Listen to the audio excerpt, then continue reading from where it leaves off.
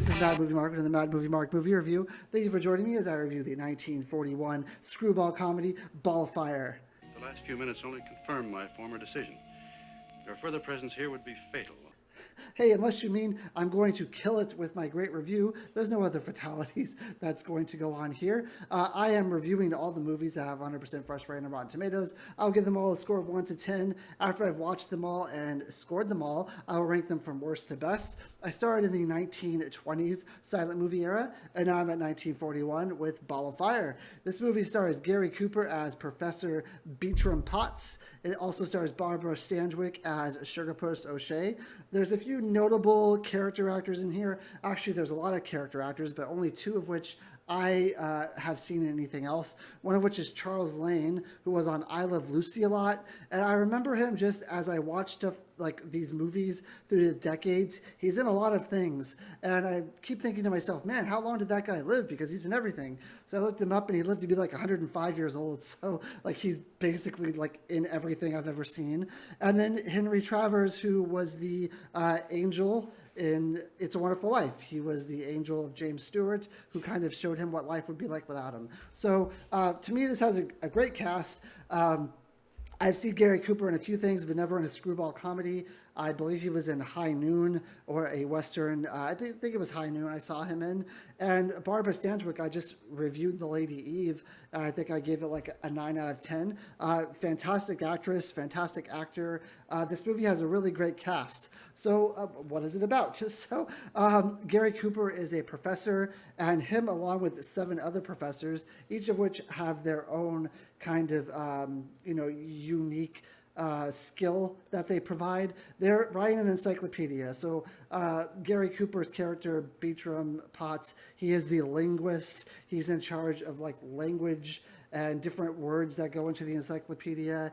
And this is basically what they've dedicated their lives to. Now, they were given money by a wealthy person who passed away. He left his money to his daughter and said, I want this money to be used to write an encyclopedia. And the reason for this is because when I think Webster's came out with their encyclopedia, they didn't give him any page or any space. And he's like the inventor of something, I don't remember what it's off the top of my head, but he believed he deserved his own space in an encyclopedia. So he dedicated so much money, I think it was like $250,000 for this book to be written, for this encyclopedia to be written. At this point in the movie, they are way over budget, and they are way over the amount of time that was allotted for them to do this. So they think that it's going to take like 3 or 4 more years, and the daughter does not want this to linger on for that much longer. You all realize that Miss Totten's father, the late Daniel S. Totten, left only $250,000 for this project. Every additional penny will have to come from Miss Totten's own pocket. We would like a frank estimate of how much longer you will take. Well, maybe 3 years. However, she also has a crush on Betram Potts. He says, we just need time to make this perfect, to make this really good. And then she kind of like, her heart melts and she says, sure, whatever you want, we'll do it, no problem. And then enters the pivotal character of the movie, the garbage man, kind of wanders into their area where they're writing the encyclopedia, and he says, hey, this is some kind of school or something, right? They're like, no, we're writing the encyclopedia. He said, great, I need your opinion, I need your help with the question. There's this Quizola on the radio where, they answer, if you can answer questions and turn in some box tops, then you can win some prizes. And I'm the garbage man and I get tons of box tops. So I just need help with these questions. So he asks the question, they answer it for him. But then he starts using like all these words that they've never heard of and all this slang and all this lingo. Well, a scratch right now on account of I met me a mouse last week. Mouse? What a pair of games. A little in, a little out, and a little more out. I'm still completely mystified. And Betram Potts is like mystified by this. He's like, I've never heard of these words before, and I'm supposed to be writing the new words in the encyclopedia. I feel like my whole life is shem. I feel like I don't know what I'm talking about anymore. So he comes up with this idea where he's going to ask not only the garbage man, but other people that he finds throughout his day. He's going to venture outside, out into the real world where none of these people have really been for years. And he's going to try to pick up the slang. And he's going to invite everyone to their workspace where he can like kind of pick their brains and figure out this new form of slang and this new form of talking. One of the places he ends up going to is a nightclub where Sugerpuss O'Shea, played by Barbara Stanwyck, is singing. She's a singer at the nightclub. You hear the rhythm romping, you see the drummer stomping, drum boogie, drum boogie. And she's using words in her songs that he doesn't understand. So he says, well, this will be perfect. If I can get her to help me with this, then we'll have basically the whole group formed. So at the end of the performance, he goes up to her room, and his intent is to ask her if she will help them with writing this encyclopedia. Now, at the same time, she's visited by a bunch of thugs who are her boyfriend or her later fiance is a member of the mob. So a lot of these older movies, everyone's a member of the mob, basically. And he's somehow linked to a murder, and the cops are after him. And since she is with him, the cops are after her too. Now, the men who are with her in this room, they're trying to find a way to hide her out, trying to get her away from this area, but like they have to do it stealthily. They have to do it in a way to where the cops won't see her, because if the cops find her, they'll arrest her and they'll interrogate her. So when Professor Betram Potts knocks on the door, they think that it's the cops there to serve a subpoena. So she answers the door, and he kind of explains who he is, and she says, oh, go away. I don't have any time for this. I'm not going to do your encyclopedia. You're weird. And she sends him on his way. Say, are you a bull or aren't you? Well, if bull is the slang word for professor, then I'm a bull. A professor? Of English. Oh, I thought there was some misunderstanding. there sure was. You see, I'm conducting an investigation on current slang. Would you object if I used you for observation and study? Yeah. So, well, she's driving in her car later on with the members of the mob. They're trying to think of ways for her to hide out for a while. And then she remembers, oh, this guy asked me to help him with some slang in the encyclopedia. So if I go to his house and I do this, I can stay there for a few days and no one will know where I am. It's perfect. No one knows these people. So this is the perfect cover. So she goes back to his house later on. She knocks on the door and she says, hey, I'm ready to do this encyclopedia thing. Hidey-ho. Don't tell me I'm too late for class, Professor. Say, what is that? Those are my colleagues. And then she sees the other professors. There's 8 professors total.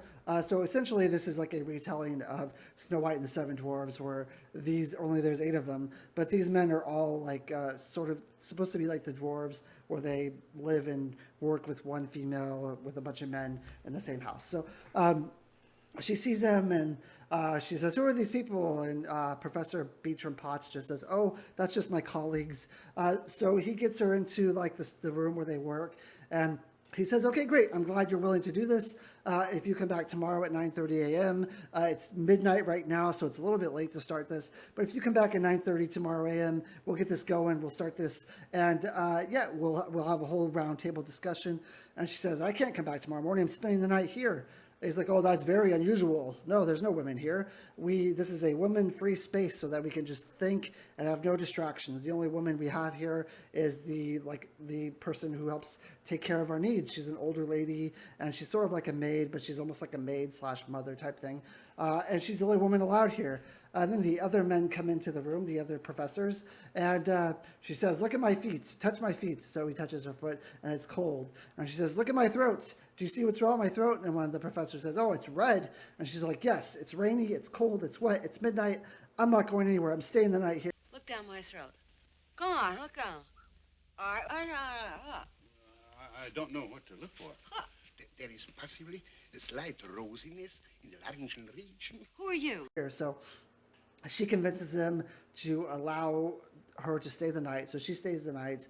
The next day, the maid/caretaker finds all of her stuff and wants to know what's going on. And this is highly irregular. And she says, either she goes or I go. Like, I'm not living here with this hussy, this floozy, whatever she is. This is a place of learning. This is a place of dignity. We're not letting this woman stay here. So eventually she comes downstairs. Sugerpuss O'Shea, and the mobsters are kind of knocking on the window. She goes out there and she's like, "Finally, you guys are here to break me out of here. These guys are weird. I need to leave." And they said, "No, there's still a lot of heat on you. But we found a way to get past all of this, and the way is that you're going to have to marry your mobster boyfriend, because a wife is not allowed to testify against her husband. So if you marry him, then you'll be fine, and he'll be fine too, because no one can testify against him." She says, "Okay, that's fine, but I have to stay here for a little bit longer." So she goes back inside, and the caretaker, the older lady, goes up to Professor Betram and says, "Okay, it's either her or me. You need to talk to her now. Call her a cab. I can't stay here any longer with this other woman here." So he goes and he gets her into the room where they're working, and she calls him Potsy because his last name is Potts, but not the Potsy you're probably thinking of. Which, when I hear Potsy, that's the first image that pumps into my head. But he basically tells her, this isn't working because there's a lot of bachelors here, except for one of us who was married at one time, but his wife passed away. There's a lot of bachelors here. We're noticing that you are an attractive female. He says, "I'm especially noticing this. There's a couple instances where I felt really attracted to you, and it's getting in the way of the work that we're doing." Even that. I, too, have been acutely aware of your presence. You have? Twice, to be exact. And maybe in like 3 or 4 years, when this encyclopedia is done, then we can, you and I can have a relationship together or something, because that's what I would like. But we can't do that now because we have to work. And then she pretends like she is attracted to him. She ends up kissing him. And here's Yum Yum. Which turns him into this frenzy. He has to go upstairs and wash the back of his neck. But then once that happens, he basically tells the caretaker woman that Miss O'Shea is not leaving, and that they're going to finish their work. So after this, what happens is Mr. Potts, Betram Potts, professor, he gives a wedding ring an engagement ring to Sugerpuss O'Shea. Now, she already has the engagement ring from her mob boyfriend, so now she has 2 engagement rings.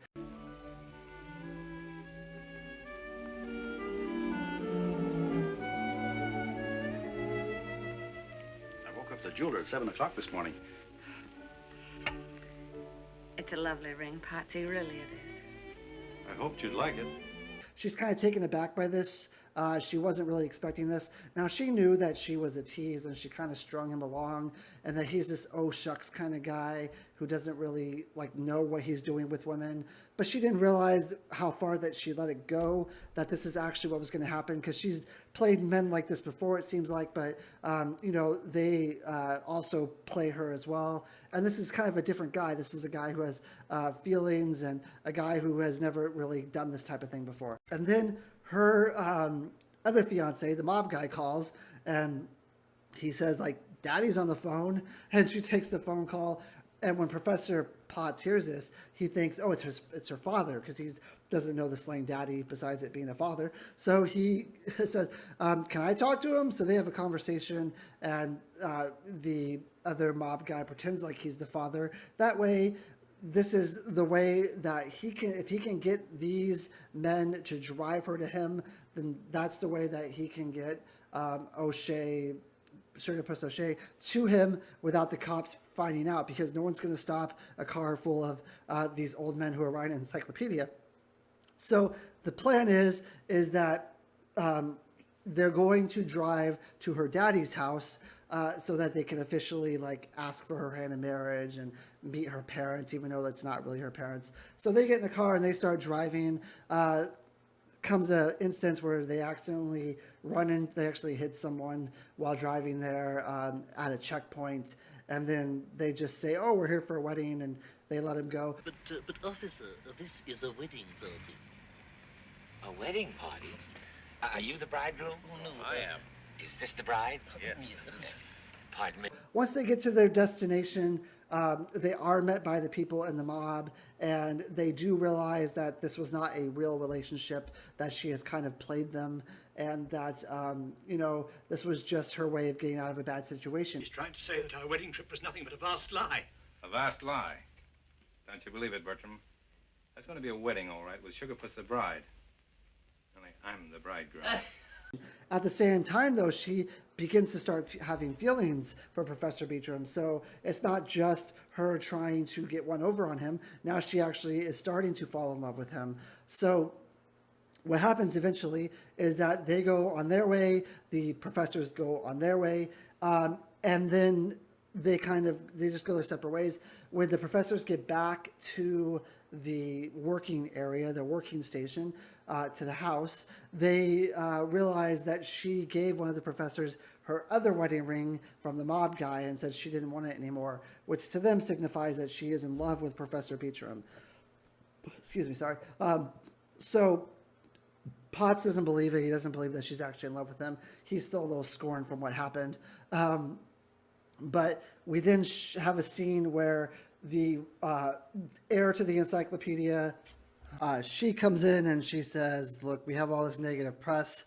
There's things in the newspaper that say you were involved with this girl who was involved with the mob. This isn't the kind of press that we want, so we've decided we're going to discontinue the Encyclopedia. Of course, Potts stands up and he says, this is my fault. You shouldn't punish everyone just because I made this dumb mistake. So is there any way you can just let me go, fill my position, and then they can go ahead and continue on with making this encyclopedia? Before she can answer, two of the mob guys come in with their guns and they say, we're going to hold you here for a little while.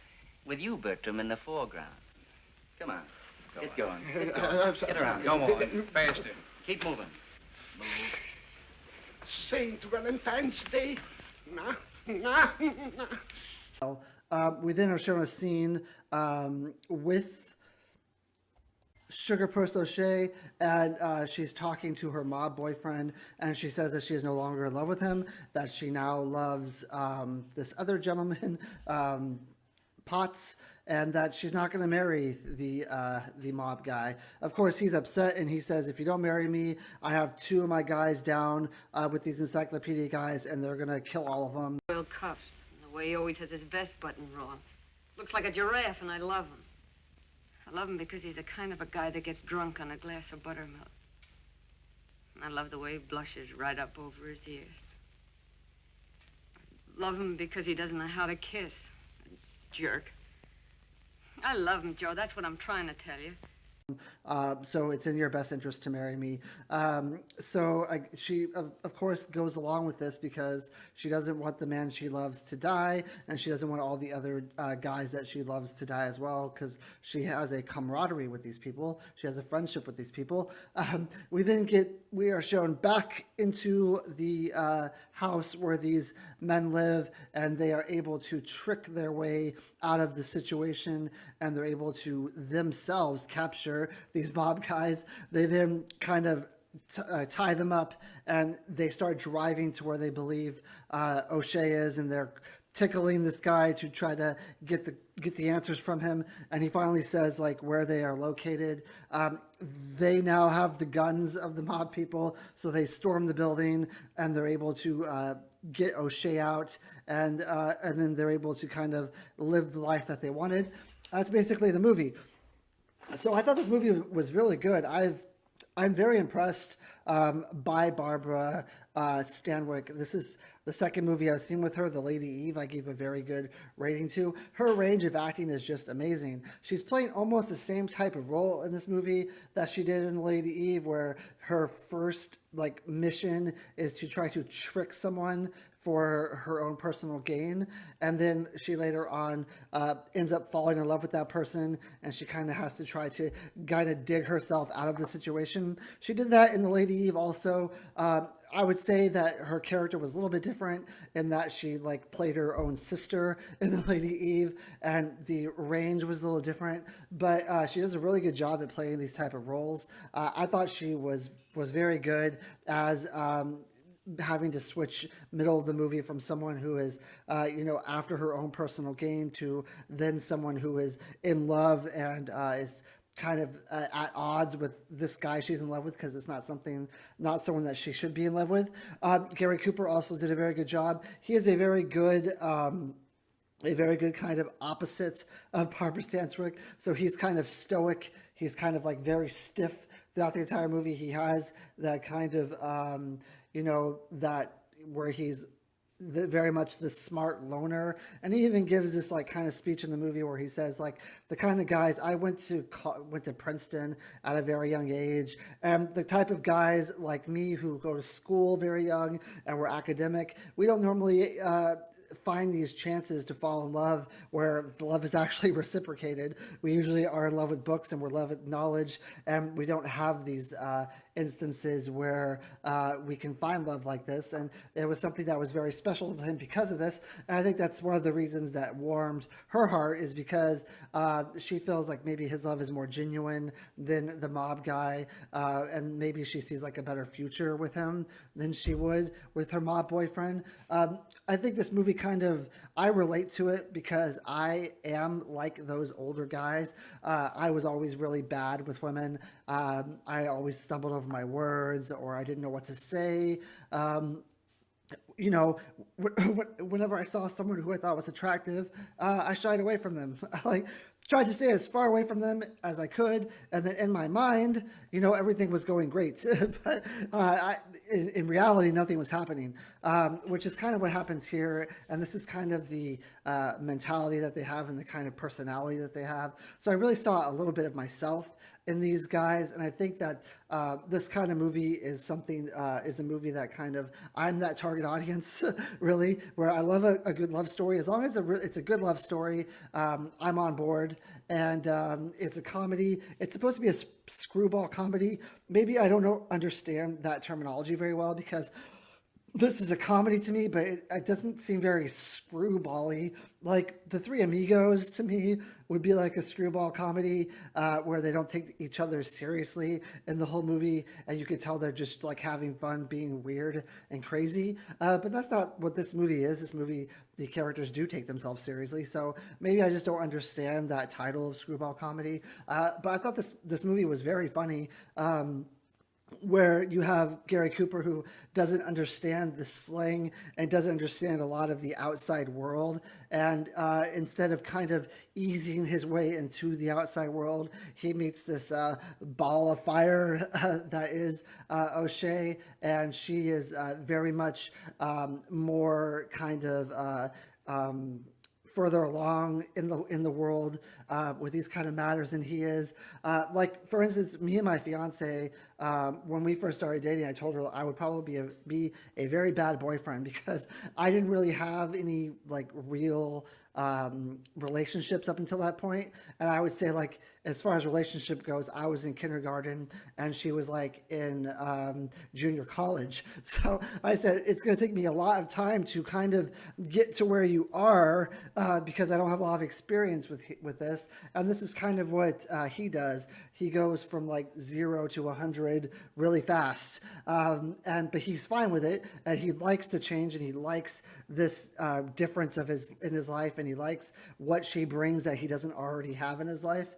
But it is a very big change, and at some points, you do feel like maybe he's a little over his head. Maybe he's like going a little too quick. Like maybe he should settle down with someone who's a little bit more his speed. But at the end, when she ends up falling in love with him and he falls in love with her, there are perfect like opposites of each other. I don't know if he just caught up really fast or if she was able to kind of speed down a little bit, but the relationship in the end is a very believable relationship. It's built on something that is pretty solid, and you think that he provides her with something that she's never had, and he provides her with something that he's never had, and they're both weren't necessarily looking for anything, but they found it. And sometimes you find love and you find relationships when you're not looking for it, and that's what they found. She was perfectly happy at the time getting engaged to the mob guy. Like, she had the life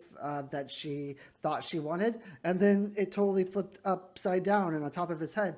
And it's fantastic. The love story in this movie is great. All the side characters, all the older men are fantastic.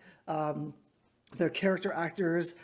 They don't try to steal any limelight. They play their roles perfectly, and the acting is phenomenal.